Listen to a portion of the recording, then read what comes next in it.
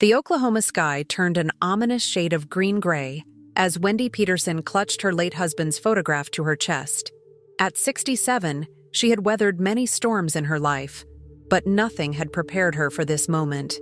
The tornado warning sirens wailed through the air, their piercing cry matching the frantic beating of her heart. "Just hold on, Robert," she whispered to the photo, her arthritic fingers trembling around the wooden frame.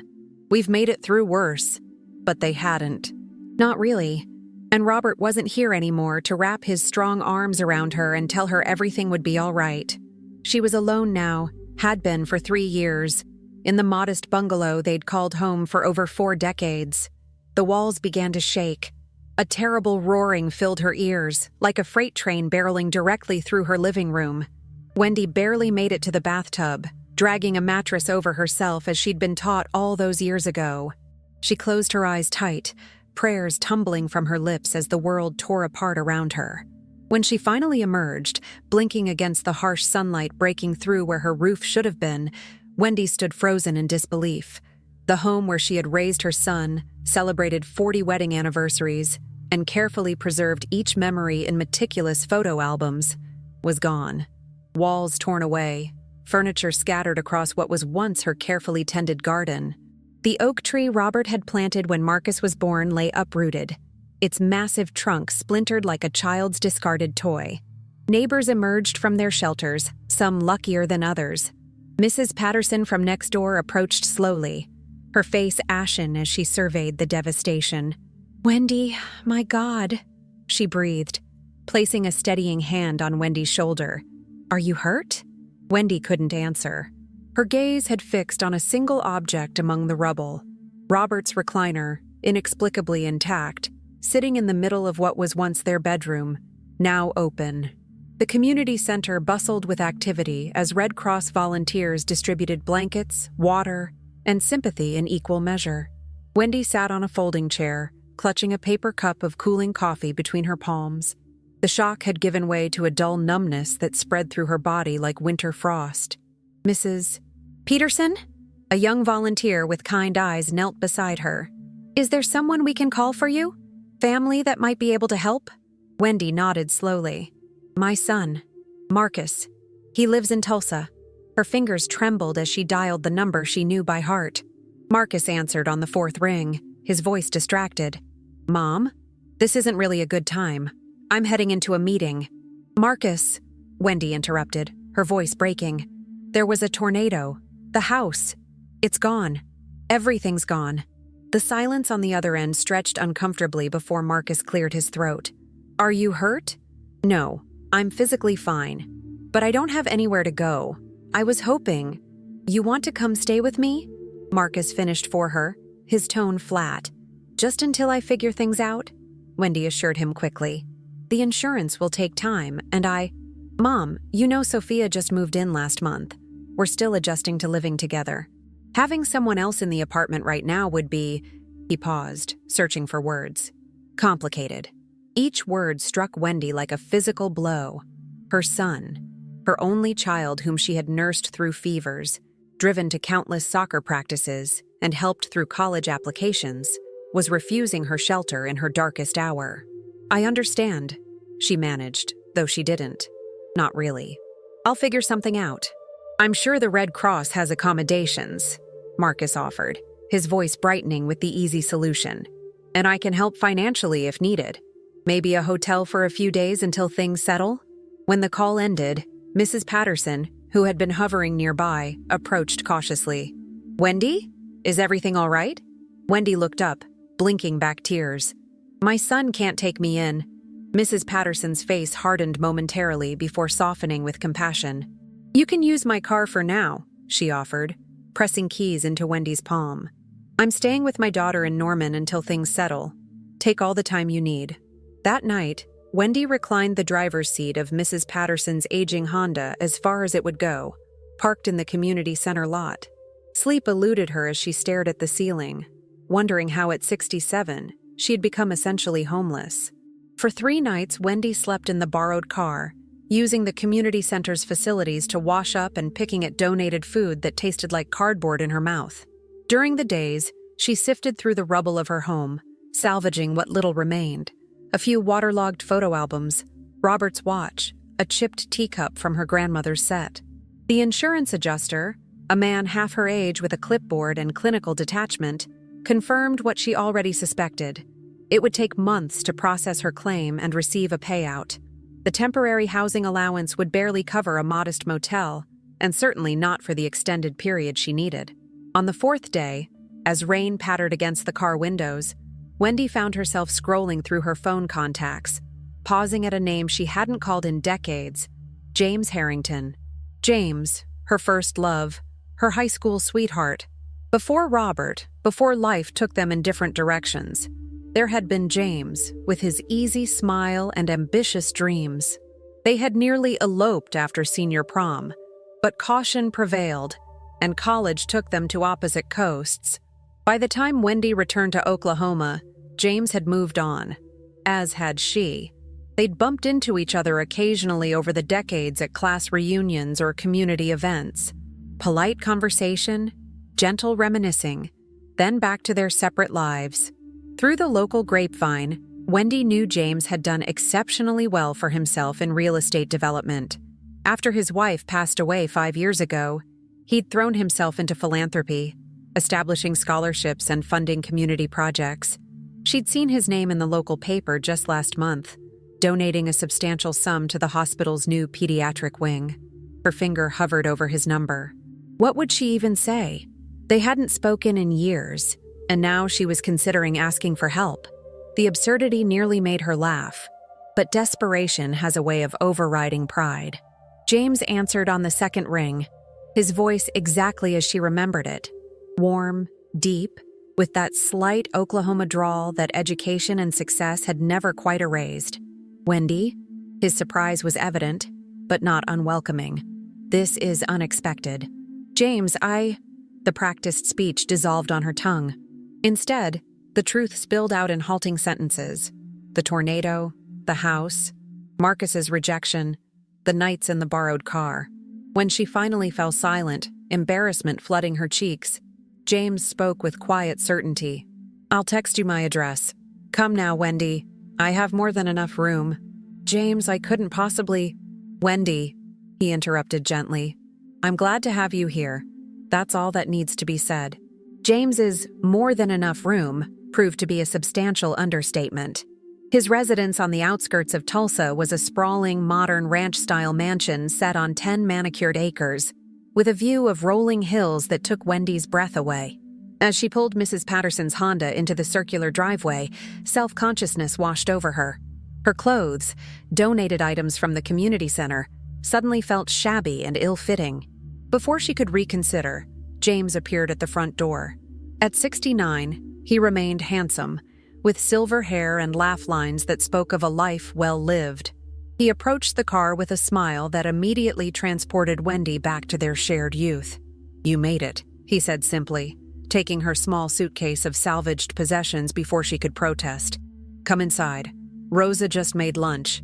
Rosa, as it turned out, was James's housekeeper, a friendly woman in her 50s who showed Wendy to what would be her suite. A generous description for what was essentially a private wing of the house, complete with bedroom, sitting area, and bathroom larger than her entire kitchen had been. "James said to make sure you have everything you need," Rosa explained, opening drawers to reveal fresh linens and towels. "Dinner is at 6, but he said you might want to rest first. The tornado, it must have been terrifying." Alone in the pristine suite, Wendy sank onto the edge of the bed, overwhelmed by the sudden shift in circumstances. From sleeping in a car to this opulence, the whiplash of fortune left her dizzy. That evening, over a dinner that outshone any restaurant meal Wendy could remember, James asked thoughtful questions about her life since they'd last really talked. He listened intently as she spoke of Robert's illness, of Marcus's career in insurance, of the small joys and sorrows that had filled her days. "And what about you?" she finally asked, setting down her fork.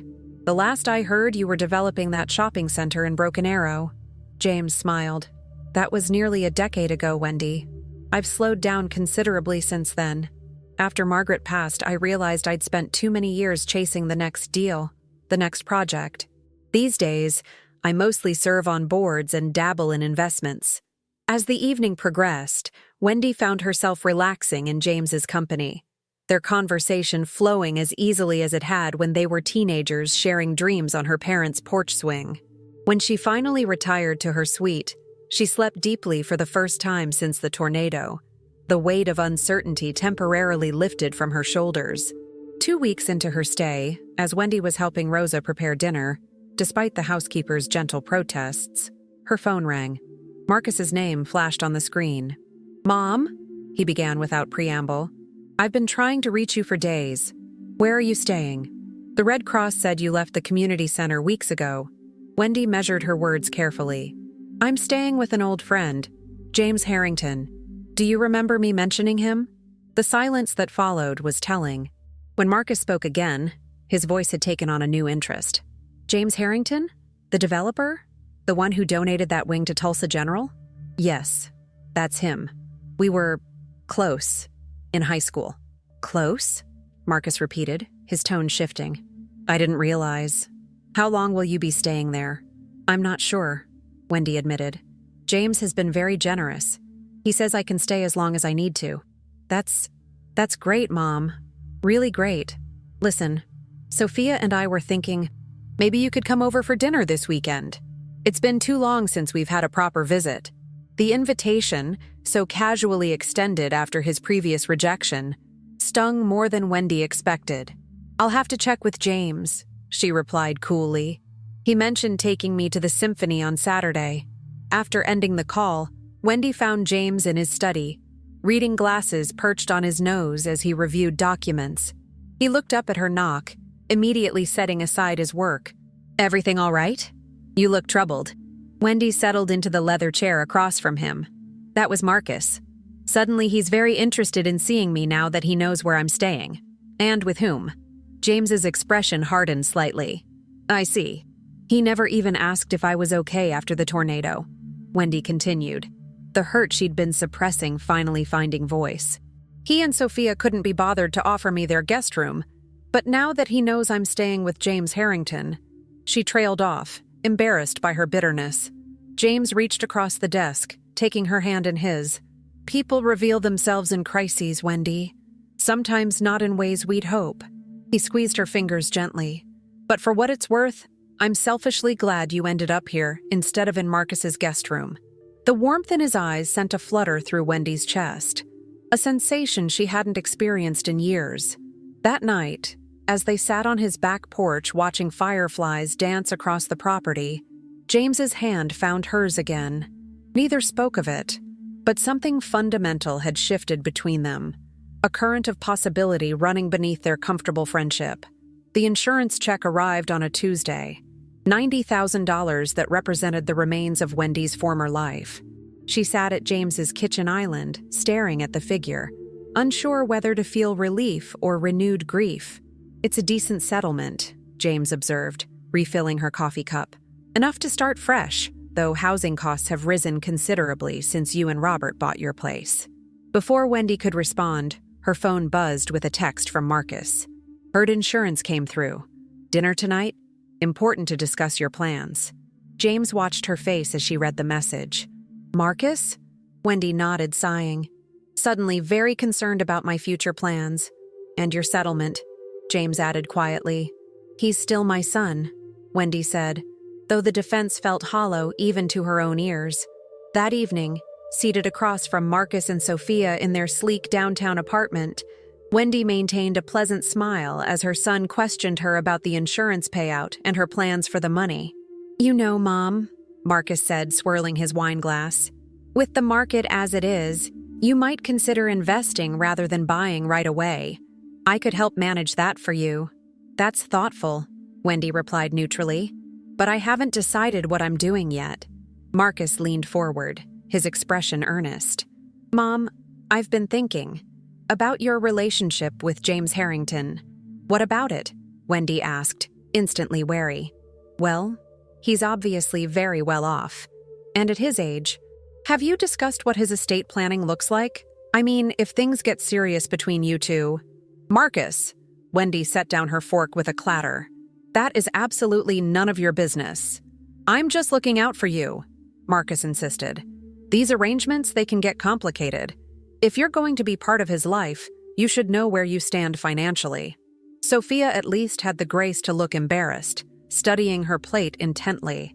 The only arrangement, Wendy said carefully, is that James has kindly offered me shelter when my own son couldn't be bothered. And now you're concerned about his money? That's not fair, Marcus protested. Sophia and I were just getting settled. And besides, I'm thinking practically. You're not getting any younger, Mom. The insurance money won't last forever. If Harrington is serious about you, he should make provisions. Before Wendy could respond, the doorbell rang. Sophia rose to answer it, returning moments later with James himself, looking polished in a tailored blazer. I hope I'm not interrupting, he said smoothly, though his expression suggested he knew exactly what he was interrupting. Wendy mentioned dinner would be wrapping up around now, and I thought I'd save her the drive back. Marcus stood, extending his hand with newfound enthusiasm. Mr. Harrington, an honor. Marcus Peterson, I've followed your development projects for years. Your work on the Riverside Complex was revolutionary for Tulsa. James shook his hand briefly. Thank you. And please, call me James. After all, I'm dating your mother. The silence that followed was delicious. Wendy bit the inside of her cheek to keep from smiling at the look on her son's face. Dating? Marcus recovered quickly. That's wonderful news. Mom hadn't mentioned that things had progressed so officially, hadn't she? James glanced at Wendy with a twinkle in his eye. Well, at our age, we don't see much point in wasting time. He turned back to Marcus, his expression cooling several degrees. Which brings me to something I wanted to clear up. Wendy mentioned your concern about her financial future. Marcus shifted uncomfortably. Just looking out for my mother's interests. Admirable, James nodded. So let me ease your mind. Wendy and I have discussed finances, as mature adults do. She'll be well taken care of, regardless of our relationship status. However, his voice hardened slightly, your mother is perfectly capable of managing her own affairs, including her insurance settlement. She doesn't need either of us making those decisions for her. Turning to Wendy, his expression softened. Ready to go, dear? We have that early meeting with the architect tomorrow. In the car, Wendy finally let out the laugh she'd been suppressing. The architect? What architect? James grinned. The one who's designing the house I'm going to build you, whether you marry me or not. 6 months later, in a simple ceremony held in James's, now their garden, Wendy became Mrs. Harrington at the age of 68. Marcus attended with Sophia, his attitude noticeably tempered since the dinner confrontation. He maintained a respectful distance, both physically and emotionally, though his occasional calls and visits suggested a tentative rebuilding of their relationship. As Wendy danced with her new husband under strings of twinkling lights, she reflected on the strange twist of fate that had brought her here, how losing everything had somehow led to gaining what she never knew she was missing. Happy? James murmured against her hair. Completely, Wendy answered, and meant it. The tornado had destroyed her house, but somehow, in its aftermath, she had finally found her home. If this story of finding love and standing up for yourself later in life touched your heart, please don't forget to subscribe to our channel for more inspiring narratives. Leave a like and share your thoughts in the comments below. We'd love to hear about your own experiences with second chances and new beginnings.